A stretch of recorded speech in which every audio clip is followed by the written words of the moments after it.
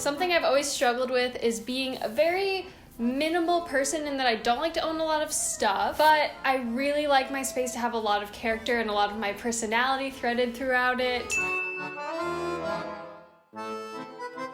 About a year ago, I made a video where I showed you my entire living space, but since then I've made so many changes. I've always battled between trying to own and decorate my space with things that express who I am but don't feel like clutter. I love things that are multi-purpose. Meshing all of these characteristics into one space has always been very challenging, but I feel like I've learned a lot over the course of the last year living here, and what I call nesting into this space that I want to share with you guys, especially if you've been like living in a small space for a while and you feel like there's something off about it but you can't quite put your finger on it. I've watched a lot of HGTV, and I'm also like an OG user of Pinterest, so whatever kind of qualifications that gives me. I have a really small budget to work with, so what you're going to be seeing is my ideal version of an apartment where I'm not spending a lot of money on expensive pieces of furniture or decor items.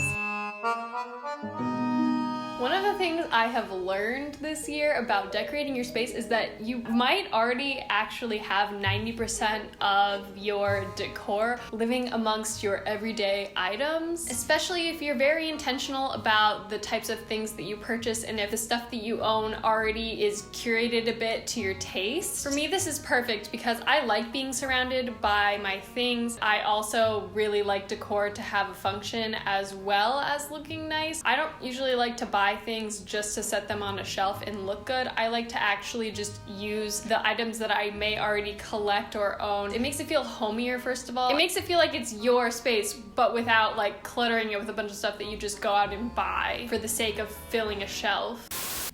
I forgot to put on lipstick before starting to film this. Gotta have that pop of color. I'll use my bookcase in my living room as an example because I own like 8 books. So I knew I wasn't going to be able to fill the entire bookshelf with books. What I ended up doing was taking other items that I need to store anyways that also happen to look nice, and I use them to fill in the other spaces of the shelf. This can be stuff like a watering vase. I have these old vintage cameras that I've had for like years and years. Candles, journals. Everyone's got like 30 journals. Don't lie to me. I know you have like a whole shelf in your closet that's filled with your old journals that you can't bear to get rid of. Like, stack them up and use them as decor in your bookcase. I actually use my purse as a piece of decor in my bookshelf because I think structurally it's very aesthetically pleasing. Whenever I come home, I just plop my purse into my bookcase and it becomes like a piece of decor with the other stuff. I also really love to incorporate the projects that I'm working on into my space. I had these balls of yarn that I'm using. It's like a yarn wall hanging piece. It's not quite macrame, I don't think, because it's made out of yarn and not whatever macrame is made out of. Lastly, the most recent thing I've started collecting, no, what is the word? I have started allowing myself to collect board games. I don't like to collect a lot of things, which like probably would surprise a lot of people based on my personality because I'm like an artsy person. My initial tendency may be to like have more things in my space, but I know myself well enough now to know that having a lot of stuff really stresses me out. But I have started collecting board games, specifically board games where the packaging is very well designed. You can tell the difference between like a board game that's designed for kids versus board games that are basically pieces of artwork in and of themselves. They make awesome display pieces for shelves. I love having games for when people come and visit. I love to bring them with me when I go visit other people. I adore like trivia card games because they're really compact and small. Oh, there's one that I really want to show you. This lovely game that I just got. I don't know if you'd consider it a game actually. It's called Conversation Menus. A moment of appreciation for the gorgeous packaging on this guy. But the idea is basically to give you a list of topics to discuss over a meal with friends or with your significant other. I currently have one of the cards on display on my shelves right now. So the second thing I've done in my space that has really changed the game for me is having a defined entryway space. You can still create defined spaces within a room just by the way you organize your furniture, adding a little rug. I organize this room so that way the couch and the bookcase kind of create a little defined entryway space. Bonus points if you have a little catch-all bin. This is a bit counterintuitive. Originally, I thought having a catch-all bin would mean that I would have all of this unwanted clutter, but what's cool about having a catch-all container is one, it doubles as decor, and two, this means you have a dedicated space to put your keys, face mask, all that tiny junk that you usually just leave on your table or on your couch when you get in. It now has a designated spot to go, so you can always clean up immediately when you get home and you don't have these things lingering around. You're also probably less likely to lose those things because they're always in that one designated space. One pro tip I figured out is to place the decorative catch-all bin a bit above eye level if you can, because if you have it sitting down low, like on a table, it's really easy to see into the bin where all of the ugly clutter is, versus if you lift it up a little bit. I kind of have it on one of the higher shelves on my bookcase. Now when you're looking at it, you see the beautiful bin rather than all of the junk that's inside of it. Let's talk about wall decor. Wall decor is very important because hanging stuff higher up on your walls versus having it on the ground really brings your eye up, and I'm telling you, I swear it makes a space feel bigger. It makes a space feel more mature. The second thing I will say is when you're choosing decor, opt for things that have texture and stick out from the wall a little bit versus posters that just lie flat on the wall. Having posters on the wall makes it kind of feel like a dorm type of experience versus if you get something framed or you pick a piece of decor that actually has texture and it extrudes from the wall just a little bit. I recently grabbed this little hook wall fixture that doubles as a beautiful piece of Art Deco inspired decor, which is perfect for my apartment. It was built in the early 1900s, so it definitely has a little bit more of a vintage build style. So I like that it kind of nods to that. And the other two things that I can't stop talking about when anyone comes over, I can't tell them fast enough how excited I am about. For any of you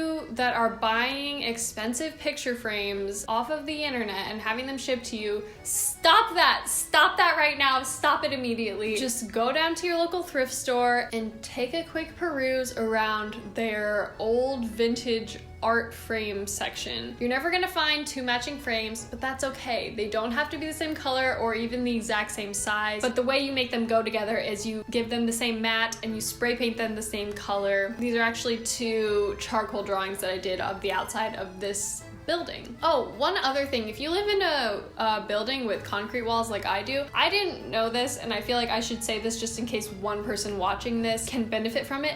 Concrete screws are a thing, but seriously, if you're an artist, stop buying that stock artwork at Hobby Lobby. Like, make your own stuff and fill your space with your own artwork. It feels so much better to look around and see your own creations. I have one of my very first oil paintings I ever did sitting on an art easel right across from me here. I'm proud every time I look at it because I know of how many freaking hours went into making that.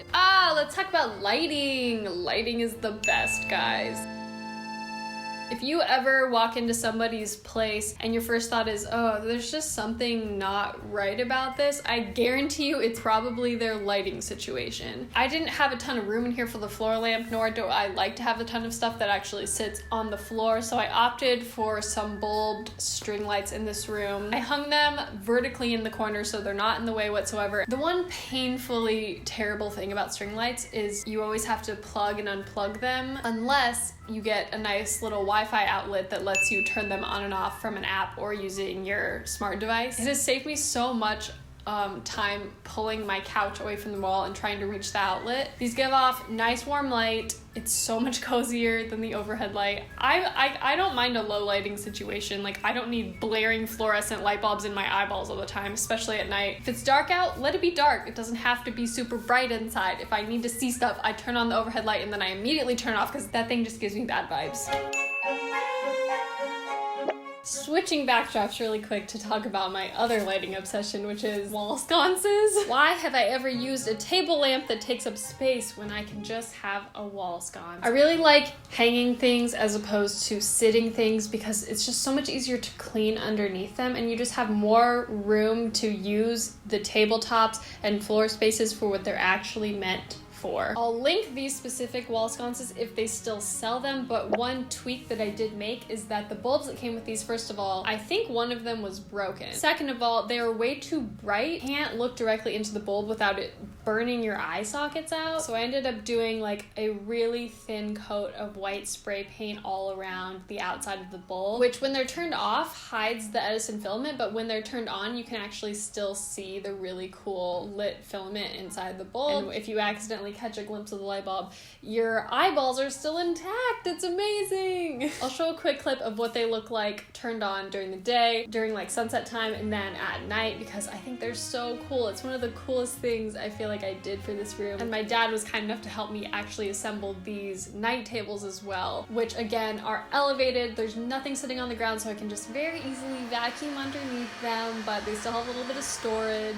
Okay, back in the living room for the finale session of this video. This is gonna be a bit of a rapid fire round. One, don't be afraid to play around with colors. These green dining chairs were one of the coolest purchases I've made this year because they are fun. I have made a goal for 2021 to not buy any gray thing. You're going online shopping, they give you 5 color options. One's like bright neon red, bright neon green, blue, purple, and then gray, and you're like, well, gray goes with everything. But the only reason that you buy a gray thing is so that it will go with everything, but if everything you own is gray, then what's the point? Because you don't need gray to go with gray. Anyway, that's just an aside that I've realized that I fall into that trap. I feel like a lot of people fall into that trap of trying to buy all gray things. Also, aside from the aside, beige and gray are very, very different. Beige is very warm toned, kind of earthy. Gray is just like, plants. That's everyone's solution, is like plants are the bomb, and I agree. They're the bomb. But one thing I've noticed is if you have a bunch of like small houseplants of different varieties, it can actually tend to look a little bit cluttered. I have these awesome, nice, deep windowsills in my apartment, so I tend to have a lot of these like smaller plants that I pick up at Aldi as an impulse purchase at the checkout. What I found is if you actually invest in some nice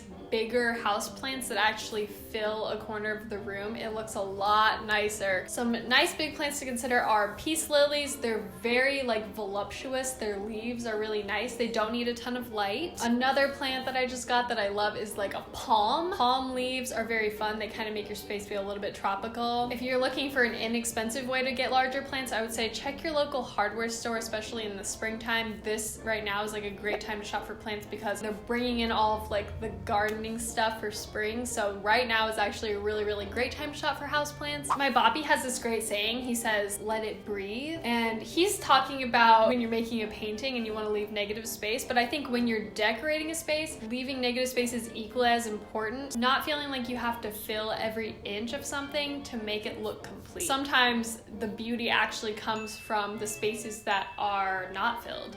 Okay, I think that's all I have to say for this video. Please share your spaces with me. If you end up implementing any of these tips, or if you decide to redecorate your space, I would love to see your little apartment and how you arrange it and make it suit you just fine. I'm such a huge believer in that the time you take to make your space yours is a really important process in terms of feeling like you feel at home somewhere. All right, I will see you guys very soon in my next video. Mwah! Thank you for watching.